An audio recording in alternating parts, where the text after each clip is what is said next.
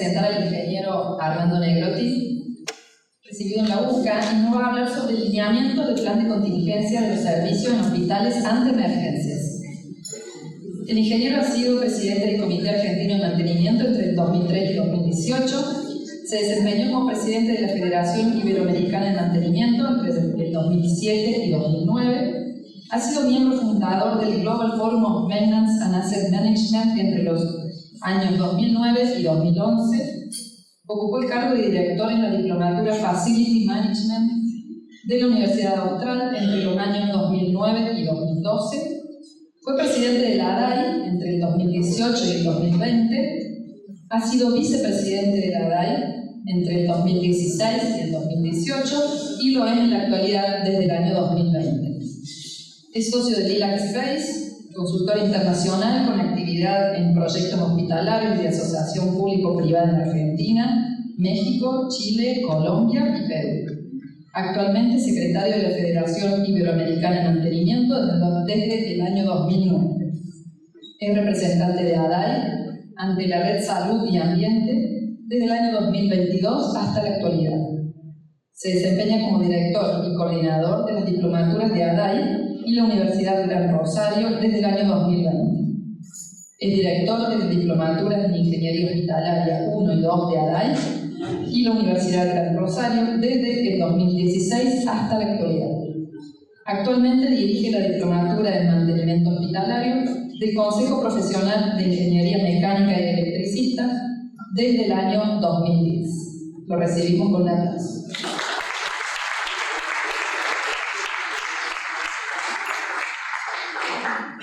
Hola, buenas tardes. Bueno, es un gusto estar acá con todos ustedes en un salón tan cálido y donde, bueno, vamos a tratar de pensar un poquito más en lo que realmente es un hospital y la necesidad esa que definimos siempre del hospital, que el hospital tiene que ser 7/24. Y 7/24 durante todos aquellos años que para el fuerza del sexenio. Muchas veces 50, 60, 70 años. Entonces, ese hospital puede pasar a lo largo de toda esa larga vida por un montón de situaciones que lo complican. Entonces, bueno, esta foto que estamos viendo ahí es una foto de un evento que ocurrió en México. Ese sismo de México, terremoto, estos son 3 hospitales de la Ciudad de México: el Hospital Juárez del Centro, el Federal de México y el Centro Médico Nacional. Esta es la forma en que quedaron esos hospitales después del sismo. El sismo fue el 19 de septiembre de 1985. El Centro Médico Nacional debió ser evacuado. En el Hospital Federal de México se destruyeron los edificios de gineco-obstetricia, residencia médica, las redes de oxígeno, vapor, electricidad y gas colapsaron y se debió cerrar.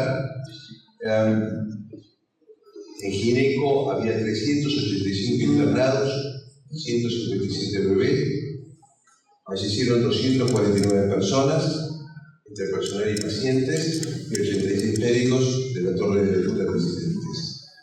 En el Hospital Juárez del Centro colapsó la torre de hospitalización. En las primeras horas se reclutaron 72 personas. Los últimos sobrevivientes se pudieron rescatar a los 8 días.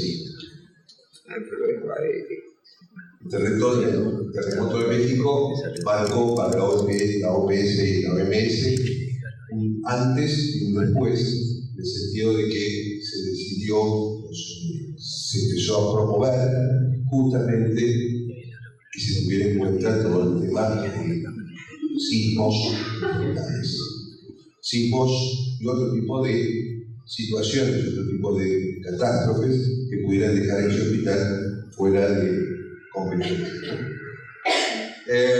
A partir de ahí hay mucho escrito en cuanto a la OPS con respecto a todo el tema de tiene que ver con diseño hospitalario. Básicamente diseño a nivel estructural. Los hospitales hoy se diseñan teniendo en cuenta todas estas cosas. No tengo ninguna duda que todos ustedes en el diseño hospital tienen en cuenta todas estas cosas, tienen en cuenta los materiales, tienen en cuenta sus características.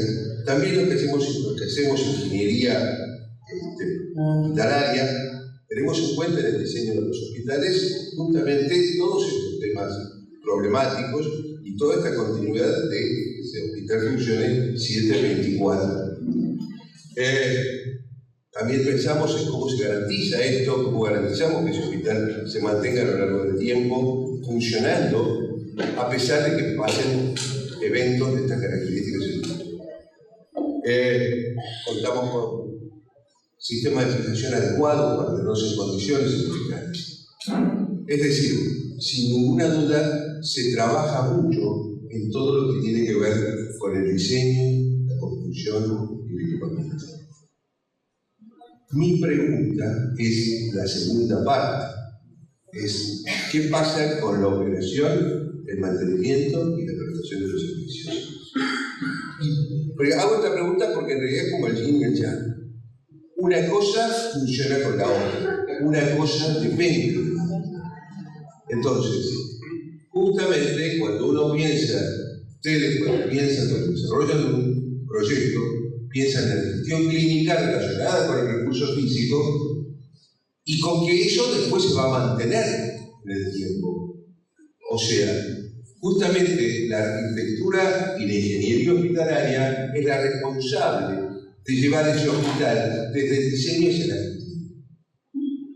Y esto es independiente del país, es independiente si es público, si es privado, cuál es el sector de la salud que atiende, y es independiente de la tecnología que tenemos aquí. Lo que pasa es que para esto se necesitan dos cosas, esta segunda etapa después de la inauguración.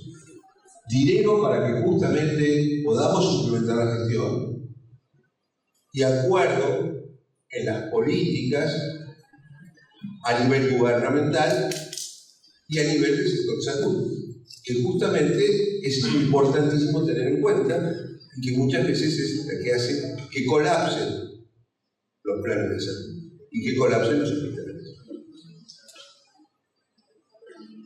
Entonces yo marco acá una raya: emplazamiento, diseño, proyecto, construcción, equipamiento.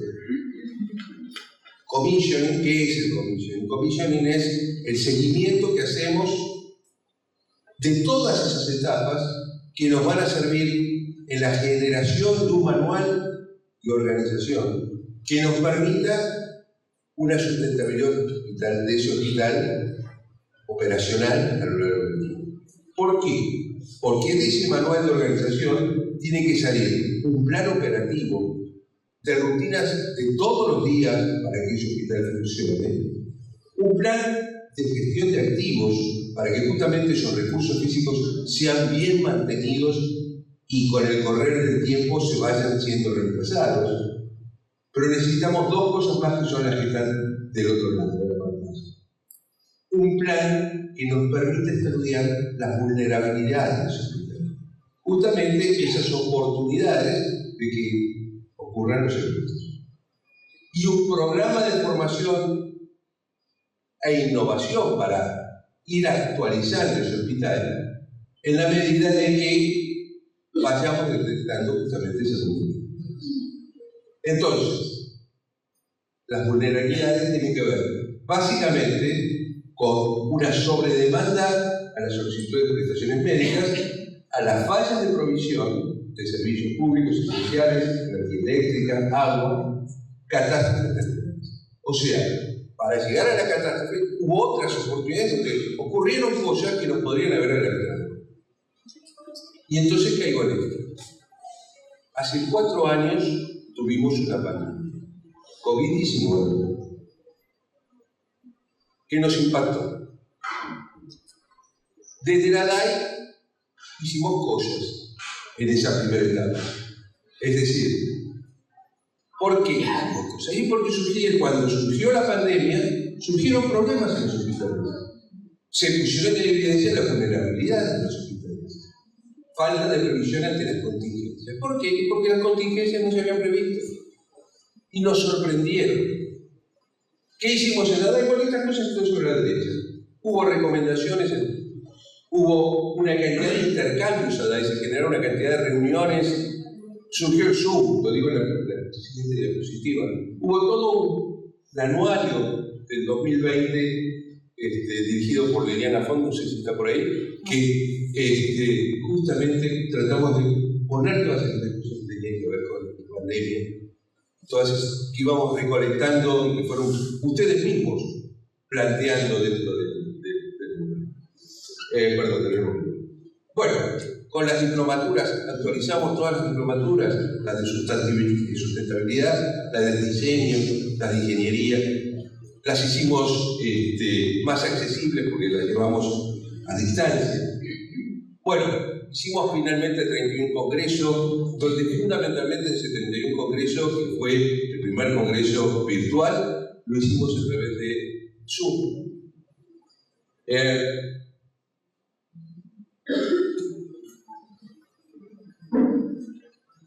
Se plantearon una cantidad de cosas. De las recomendaciones a DAI para salas de aislados y para el filtrado de aire, en la cual hubo un gran trabajo de Carlos López, se llegó después con las RAE, dijeron algo hay que hacer, y salió la norma IRAN 80.400, que hasta ese momento no se había generado, se generó después de la norma. Calidad de aire. Los intercambios, todavía mantenemos los intercambios implementados en el 2020, los mantenemos a 3 con Graciela, los había implementado Miguel en su momento. ¿Qué buscamos? Bueno, buscamos intercambiar con Argentina, con las distintas provincias, intercambiar con Latinoamérica, intercambiar con Europa. Tomamos en base las resoluciones, cuadernillo de la Comisión de Ingeniería Médica y Sanitaria de Madrid, de Ingeniería Industrial de Madrid, integrar comités de emergencia, optimizar los recursos humanos, definir los distintos grados de protección, definir actuaciones imprescindibles. Pasaron 4 años. ¿Y dónde estamos? ¿Qué aprendimos? ¿Qué estamos implementando de todo eso que trabajamos en todos esos tiempos para... El dengue está ahí. Hay otra cantidad de posibles epidemias todavía que pueden llegar a pasar. ¿Qué estamos haciendo?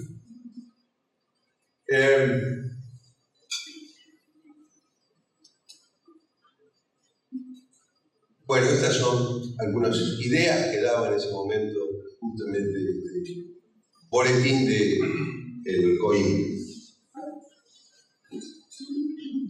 Estamos trabajando en los hospitales en el día a día. Con suerte hacemos los preventivos.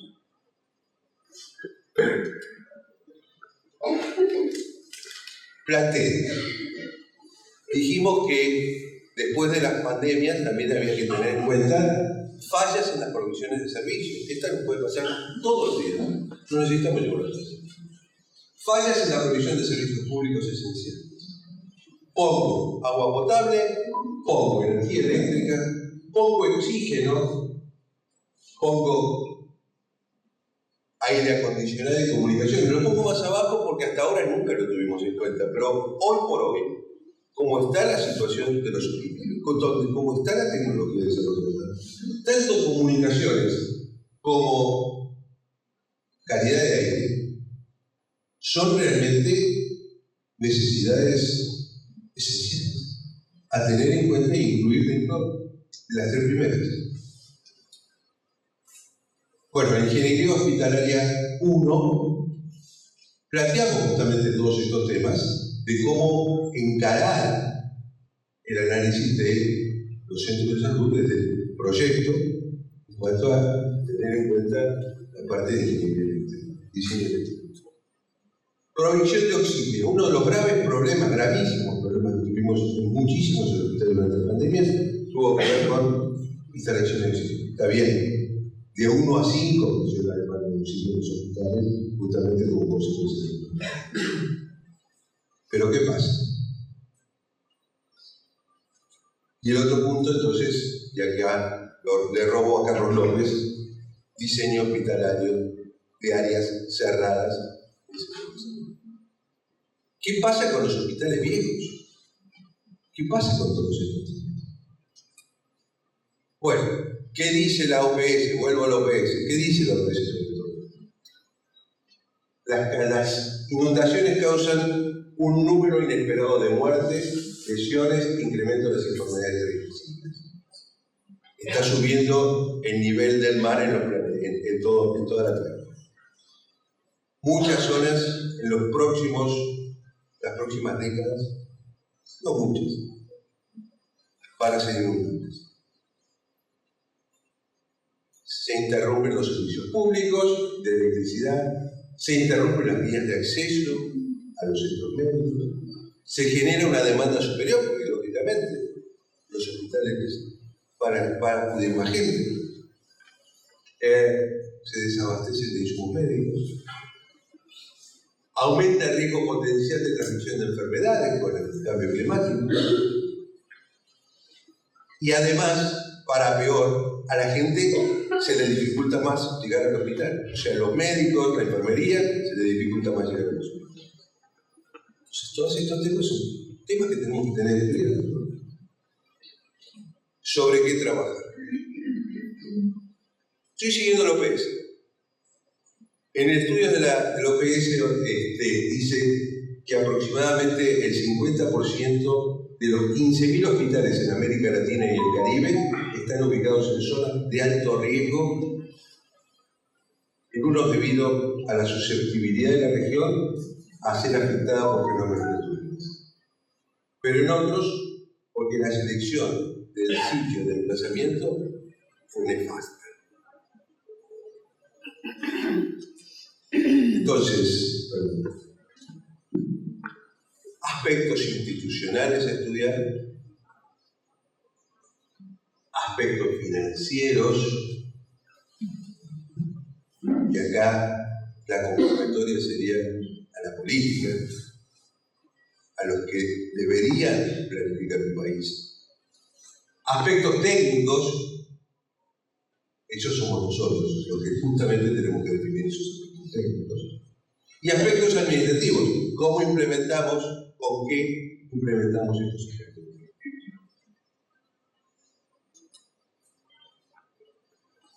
Primer punto. ¿Qué sabemos de nuestro hospital? ¿Cuál es la vulnerabilidad de nuestro hospital? ¿Cómo está preparado frente a todas estas contingencias? ¿Cómo está preparado desde su equipamiento y, por qué no, desde su estado de operación y mantenimiento?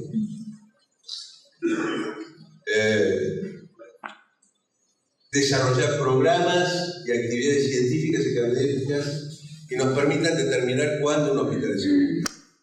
Es decir, hay unas planillas de hospital seguro a determinar cuál es la característica de su hospital. Bueno, estas son cosas que tenemos que trabajar. Tenemos que trabajar en el índice de seguridad hospitalaria. El índice de seguridad hospitalaria, que es una herramienta desarrollada por la OPS, que no te va a dar la total seguridad, pero te va a orientar hacia donde tenemos que ir. ¿Cuáles son esas cosas que tenemos que ver? También en ingeniería hospitalaria vemos la norma ISO 31000, que tiene que ver con el estudio de riesgos. Ok, el estudio de riesgos, lo que pasa es que por ahí implementar la norma ISO es más complicada. Empecemos por algo. Empezamos por las planillas que formular justamente para determinar el índice de seguridad.